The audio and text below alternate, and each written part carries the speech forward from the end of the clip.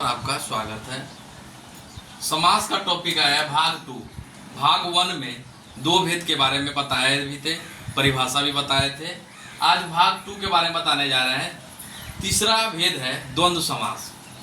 जिस समास में दोनों पद प्रधान हो उसे द्वंद्व समास कहते हैं। द्वंद्व समास किसे कहते हैं?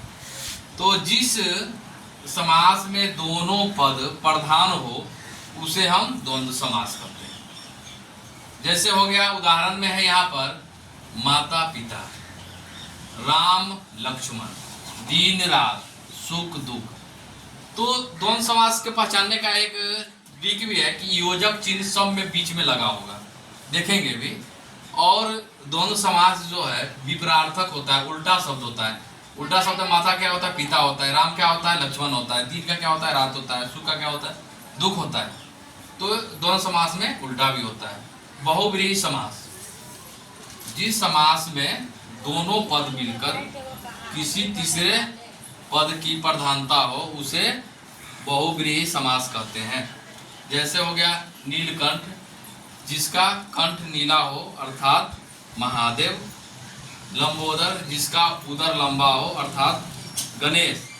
तो दोनों पद मिलकर तीसरे पद की प्रधानता हो उसे हम बहुव्रीहि समास कहते हैं। पांचवा है कर्मधारय समास। जिस समास में पहला पद विशेषण और दूसरा पद विशेष हो, दूसरा पद क्या हो? विशेष हो, और दोनों एक दूसरे के बीच संबंध बताता है, उसे हम कर्मधारय समास कहते हैं। जैसे में उदाहरण हो गया नीलकमल। कमल की विशेषता क्या है? नीला है, तो नीला विशेषण हो गया और कमल विशेष हो गया। तो विशेषण विशेष की बात कर्मधारय समास में होता है, इसलिए कर्मधारय समास। सच्चा मित्र, सच्चा क्या होगा? विशेषण हो गया, और विशेष क्या हो गया? मित्र हो गया। मित्र की विशेषता क्या है कि मित्र सच्चा है। तो यहाँ पर कर्मधारय समास में होता है कि जिस समास में पहला पद विशेषण हो और दूसरा पद विशेष हो उसे हम कर्मधारय समास कहते हैं।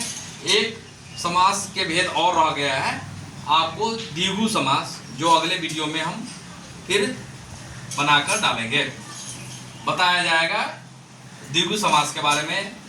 जो आगे के वीडियो जो बनेगा उसमें भाग 3 करके आएगा, उसमें द्विगु समास के बारे में बताया जाएगा।